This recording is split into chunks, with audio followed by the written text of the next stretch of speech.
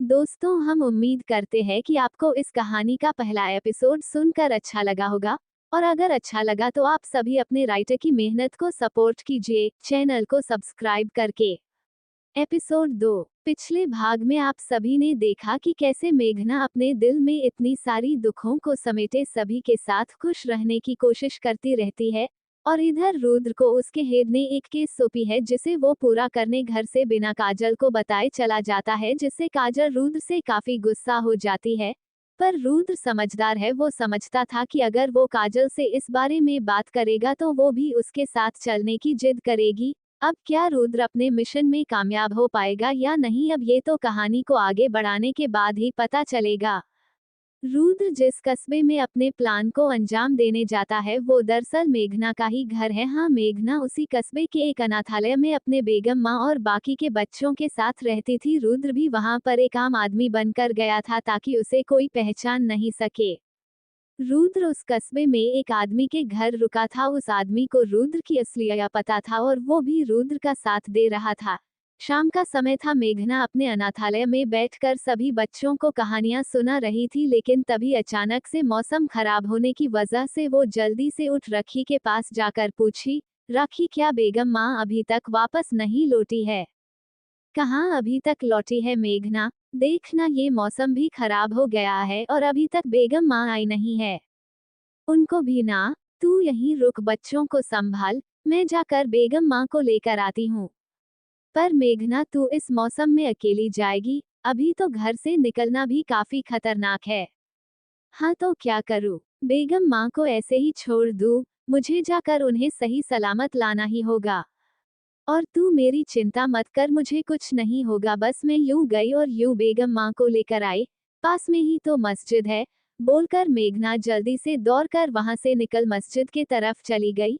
जब वो रास्ते में निकली तो और भी ज्यादा भयानक मौसम हो गए।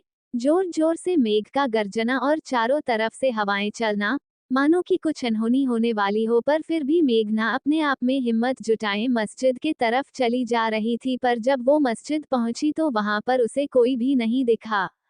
अरे, बेगम माँ तो यहाँ कहीं भी नहीं दिख रही है, पर वो तो हर रोज यहीं पर अपने सर झुकाने आती है। रो फिर, शायद हमें लगता है कि वो घर चली गई होंगी। मुझे भी यहाँ से जल्दी निकल जाना चाहिए, नहीं तो मैं इस मौसम में यहीं और फंस जाऊंगी।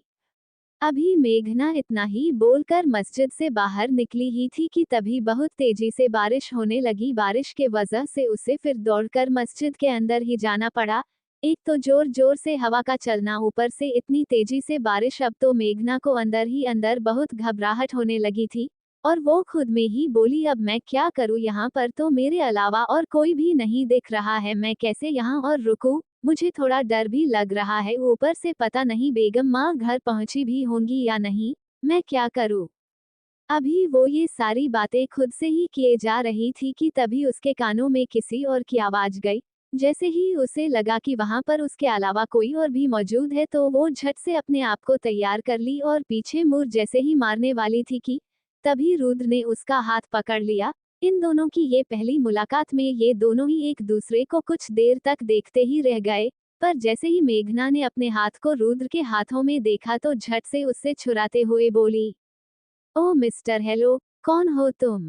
और मुझे क्या कमजोर समझ रखा है क्या? ये मत समझना कि मैं अकेली हूँ तो तुम कुछ भी कर सकते हो, मुझे अच्छे से कराटे आते हैं। एक दूंगी ना तो सारी याददाश्त भूल जाओगे। मेघना डर के मारे बड़ी बड़ी हांके जा रही थी।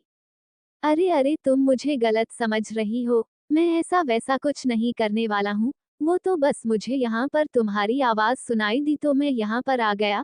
मैं इस कस्बे में नया हूँ, आज ही आया था, पर शाम में घूमने के लिए जब घर से निकला तो यहाँ पर आकर फंस गया। और मुझे यहाँ का कुछ ज्यादा पता भी नहीं है, तो यहीं और रुक कर बारिश के छूटने का इंतजार कर रहा था। तभी मुझे तुम्हारी आवाज सुनाई दी। वो तो आप हमारे गांव में नए आए हो? ये बोलकर अपने सर पर हल्का से मारते हुए बोली, मैं भी ना कुछ से कुछ सोचने लग जाती हूँ। वैसे मेरा नाम मेघना है, मैं इस गांव की एक एक गली को अच्छी तरीके से जानती हूँ। पर इस वक्त तो यहीं पर रुकना पड़ेगा क्योंकि बाहर जाना मतलब खुद परेशानी में पड़ने वाली बात हो जाएगी। मेरा नाम रुद्र है, रुद्र पांडे। मैं यहाँ पर कुछ काम से आया हूँ, एक दो दिनों के बाद वापस चला जाऊंगा। मेरा घर शहर में है। ओह अच्छा, पर कोई बात नहीं, चलिए अभी के लिए तो आप यहीं पर है तो क्यों ना हम कुछ बातें ही कर ले, उससे हमारा समय भी बीत जाएगा और हमें एक दूसरे का साथ भी मिल जाएगा। वैसे आइडिया बुरा नहीं है, ये बोलकर हंसने लगा। फिर दोनों वही मस्जिद में बैठकर बातें करने लगे। बातें करते करते दोनों को कब नींद आ गई उन्हें पता ही नहीं चला, और जब सुबह उनकी आंखें खुली तो उनके सामने काफी लोग इकट्ठा होकर आपस में हल्ला कर रहे थे। जैसे ही मेघना और रुद्र को लगा कि कुछ हुआ है तो वो झट से उठ खड़े हो गए और मेघना एक आदमी से पूछी, क्या हुआ भैया, आप इतने गुस्से में क्यों लग रहे हैं और इतने सारे लोग यहाँ पर इकट्ठा क्यों हुए हैं? अरे सुनो भाइयों, ये लड़की हम ही से पूछ रही है कि क्या हुआ है। पहले तो खुद गुल खिलाती है और फिर ऐसे अनजान बनने की नाटक करती है जैसे इसे कुछ पता ही ना हो। भैया ये आप क्या सब बोले जा रहे हैं, मैंने क्या कर दिया? तभी सामने बेगम माँ और राखी भी दिखती है। वो दौड़कर उनके पास जाना चाहती है पर कुछ गांव की औरतें उसे पकड़ लेती है। मेघना जोर से बोलती है, मुझे छोड़ो, मुझे बेगम माँ के पास जाना है और आप लोगों ने मुझे ऐसे क्यों पकड़ा है? मेघना की ऐसी हालत देखकर अदा बेगम और राखी के आंखों से आंसू बहे जा रहे थे, पर वो लोग भी इन गांव वालों के सामने कुछ भी नहीं कर पा रहे थे। तभी रुद्र को काफी गुस्सा आ गया और वो उन गांव वालों के सामने जाकर गुस्से से बोला, ये आप लोग मेघना के साथ ऐसा क्यों बर्ताव कर रहे हैं? आखिर उसने ऐसा क्या कर दिया जो उसे और उसके परिवार को इतना परेशान कर रहे हैं? रुद्र की बात सुनकर सभी गांव वालों का गुस्सा और तेज हो गया और उसमें से एक आदमी ने बगल में पड़े एक पत्थर उठाकर मेघना के तरफ मारते हुए बोला, भाइयों इस लड़की को मारो, ये हमारे समाज में रहने के काबिल नहीं है। अगर आज इसे छोड़ देंगे तो आगे चलकर हमारे बच्चे भी ऐसे ही करने लगेंगे। उसकी बात को सुन सभी पत्थर उठा मेघना को मारने लगे।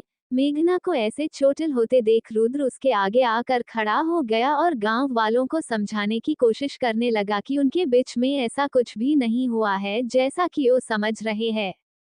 पर रुद्र की बात किसी गांव वालों ने नहीं सुनी। इतने में रुद्र को कुछ समझ में नहीं आया कि वो मेघना को इन गांव वालों से कैसे बचाए, इसीलिए उसने जल्दी से सामने रखी तलवार को झट से उठा लिया। उसको तलवार उठाते देख सभी लोग थोड़ा पीछे तो हटे, पर अभी भी उनका गुस्सा शांत नहीं हुआ था, इसीलिए रुद्र जल्दी से तलवार के धार पर अपनी एक अंगुली रखी और उसे काट लिया।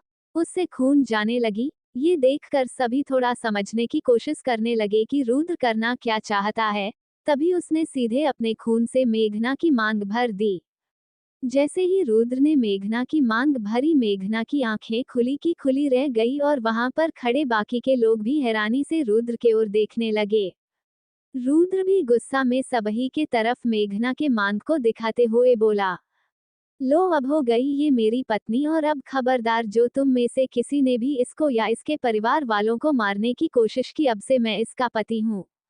रुद्र के मुंह से ये सारी बात मेघना को समझ में नहीं आ रही थी। वो जानती थी कि रुद्र उसे बचाने के लिए सिर्फ उसकी मांग भरा है, पर जैसे भी हो हुआ तो ये शादी ही ना, और अब रुद्र ही उसका पति है। रुद्र के ऐसा करने के बाद सभी गांव वाले शांत होकर वहां पर से अपने अपने घर के तरफ चले गए, पर मेघना वहीं पर खड़ी रोए जा रही थी। रुद्र को भी कुछ भी समझ में नहीं आ रहा था। तब रखी और अदा बेगम उन दोनों को अनाथालय लेकर आ गई। मेघना को रखी चुप कराने की कोशिश कर रही थी और बोल रही थी कि उसने कुछ भी गलत काम नहीं किया है और वो दोनों ही निर्दोष है।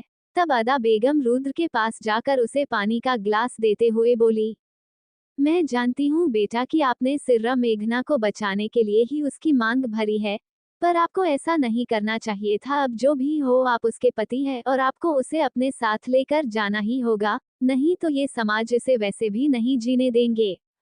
बेगम माँ की बात सुनकर मेघना उठकर उनके पास आते हुए बोली, पर क्यों बेगम माँ?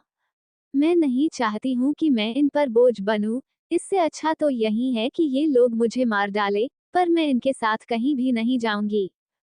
तभी रुद्र बोलता है, देखो मेघना, मैं जानता हूँ कि ये बात हजम करना बहुत मुश्किल है हम दोनों के लिए ही, पर मेरे पास एक रास्ता है इन सब से निकलने का। वो क्या है? आप मुझे बताइए, मैं करने के लिए तैयार हूँ। देखो मेघना, ये बात तो तुम भी अच्छी तरह से जानती हो कि मैंने जो भी किया सिर्फ और सिर्फ तुम्हें बचाने के लिए किया। ये गांव वाले वरना तुम्हें उसी समय मार डालते। पर अभी अगर मैं तुम्हें अपने साथ लेकर नहीं गया तो भी वो लोग वही करेंगे। इससे बेहतर यही होगा कि तुम मेरे साथ चलो, हम 6 महीने के बाद डाइवोर्स ले लेंगे, फिर तुम यहाँ पर आ जाना। तब तक सारे लोग ये बात भूल चुके होंगे और उन्हें बता देना कि हमारे बीच बन नहीं पाया, इसीलिए मैंने तुम्हें डाइवोर्स दे दिया, समझी। वैसे भी मेरी कुछ ही दिनों बाद शादी होने वाली थी, अब अगर काजल को ये सारी बात पता चलेगी तो पता नहीं वो कैसे रिएक्ट करेगी, पर मैं उसे समझा लूंगा, बोलकर वो घर के अंदर चला गया। मेघना भी वहीं पर खड़ी रुद्र को जाते हुए देखती रही। रुद्र घर के अंदर चला जाता है और मेघना वहीं खड़ी रुद्र को जाते देख मन ही मन खुद में ही बोलती है, ये भगवान तुमने मेरे साथ क्या कर दिया, मुझे एक ऐसी डोर में बांध दिया जिससे मुझे बचपन से ही नफरत है, और वो भी 6 महीने का समय भी दे दिया। मेरी किस्मत के साथ तू हमेशा क्यों खेलता है। पर मैं भी हार नहीं मानूंगी, मैं भी देखती हूँ कि तू मुझे किस हद तक तकलीफ देता है। वैसे भी मुझे इस दुनिया में भेजकर तूने कौन सा सही काम किया है जो अब कुछ सही करेगा। मेघना अपने अंदर बार बार खुद को झांझोर रही थी। ये बात राखी बखूबी समझ रही थी कि मेघना पर इस वक्त क्या बीत रही है, इसलिए वो उसे लेकर उसी नदी के पास चली जाती है जहाँ पर वो दोनों हमेशा से थे। राखी, तू मुझे यहाँ पर लेकर क्यों आई है। मेघना उदासी भरे आवाज में बोली। मैं जानती हूँ मेघना कि तू अंदर से कितनी टूट गई है, भले भी तू किसी को ये दिखाने की कोशिश नहीं करती, पर मैं समझती हूँ कि तुझोर इस वक्त क्या बीत रही है। पर मैं तुझे कुछ समझाना चाहती हूँ। अब क्या समझाना चाहती है राखी तू। अब तो मेरे जीवन की सारी कहानी ही खत्म हो गई। आज मेरी शादी हो गई, जिस नाम से मुझे नफरत थी आज वही मेरे साथ हो गई, वो भी एक डील के तरह की। 6 महीने में मैं फिर से यहाँ पर आ जाओ। वही तो मैं तुझे समझाना चाहती हूँ कि तेरे न चाहते हुए भी भगवान ने तुम दोनों का रिश्ता जोड़ा है, और वो ही इस डोर को अब आगे भी ले जाएंगे। पर मुझसे तुम एक वादा करो कि तुम इस रिश्ते को 6 महीने के लिए ही सही पर पूरी ईमानदारी के साथ निभाओगी। वादा करो मुझसे ये, फिर चाहे रुद्र जी ये रिश्ता निभाए या नहीं। राखी की बात सुनकर मेघना उसके गले से लिपट फुट फुट कर रोने लगी और बोलने लगी, आखिर मेरे साथ ही हर बार ऐसा क्यों होता है राखी, मैंने भगवान का क्या बिगड़ा है। पर मैं भी हार नहीं मानूंगी। मैं तुझसे वादा करती हूँ कि इन 6 महीने में मैं पूरी ईमानदारी से इस रिश्ते को निभाने की कोशिश करूंगी। पर मुझे ये भी पता है कि इस रिश्ते का कोई भविष्य नहीं है, पर फिर भी मैं ये करूंगी। चुप हो जा अब तू। देख लेना एक दिन भगवान जी तुम्हें वो सारी खुशी देंगे जिसकी तुम हकदार हो। अब चल, बेगम माँ हमारा इंतजार कर रही होंगी, और वैसे भी तुझे अब शहर जाना होगा। पता नहीं हम सब तुम्हारे बिना यहाँ पर कैसे रहेंगे। राखी, तेरे पास तो फिर भी बेगम माँ है, पर मैं जहाँ जा रही हूँ वहाँ पर ना तो मुझसे प्यार करने वाला कोई होगा और ना ही मेरी तकलीफ के बारे में जानने वाला। पर फिर भी मैं बेगम माँ की खुशी के लिए यहाँ से चली जाऊंगी, कम से कम ये गांव वाले उन्हें तो चैन से जीने देंगे। मेघना और राखी दोनों अनाथालय वापस आ गए। बेगम माँ ने मेघना की सारी सामान को पैक कर दी थी, और जब मेघना को देखी तो उसके पास जाकर उससे लिपट कर रोने लगी और कहने लगी, मेरी बच्ची, मैं तुम्हारे बिना कैसे रह पाऊंगी। मैंने कभी भी ये नहीं सोचा था कि तुम्हारी शादी ऐसे होगी, पर अल्लाह की शायद यही मर्जी होगी। फिर उसके गले से अलग होते हुए अपनी आंखों से बह रहे आंसू को पोंछते हुए रुद्र के पास गई और अपना दोनों हाथ जोड़कर बोली, बेटा, भले भी हम गरीब लोग हैं, पर मेघना एक बहुत ही अच्छी और भली लड़की है, और अब से मैं उसे आपके हवाले कर रही हूँ। अगर उससे कुछ भी गलती हो जाए तो उसे माफ कर दीजिएगा और हमेशा उसका साथ दीजिएगा। बस मैं यही चाहती हूँ कि मेरी बच्ची को अब कोई दुख ना हो। बेगम माँ की बात सुनकर रुद्र कुछ भी नहीं बोल सका, और वो मेघना की ओर देखने लगा, जैसे कि वो बोल रहा हो कि मुझे माफ कर दो, मैं ये जिम्मेदारी नहीं निभा पाऊंगा। पर फिर वो बेगम माँ के हाथों को अपने हाथों से पकड़ते हुए बोला, आप मेघना की चिंता मत कीजिएगा, वो बिल्कुल ठीक रहेगी वहाँ पर, और 6 महीने के बाद मैं उसे यहाँ तक छोड़ जाऊंगा। रुद्र बार बार ये बात बोल खुद को और दूसरों को भी तसल्ली दे देता था कि बस 6 महीने की ही बात है। पर वो जानता था कि जब वो घर पहुंचेगा तो वहां पर क्या होगा। पर फिर भी वो मेघना को लेकर वहां से अपना मन को संभालते हुए निकल गया। चूंकि सुबह ही निकल गया था तो शाम होते होते वो अपना घर पहुंच गया। पर उसे इतनी हिम्मत नहीं हो पा रही थी कि वो घर का बेल बजाए। पर हिम्मत करके उसने बेल बजाया।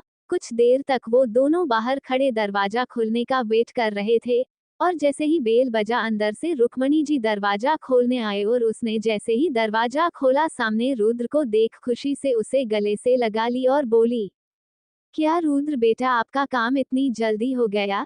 चलिए अच्छा ही है, अब जाकर मेरे मन को शांति मिली है। वैसे भी आपके जाने से लेकर अभी तक आपकी काजल मुंह फुलाकर ही बैठी है, अब आप ही उसे मनाइएगा।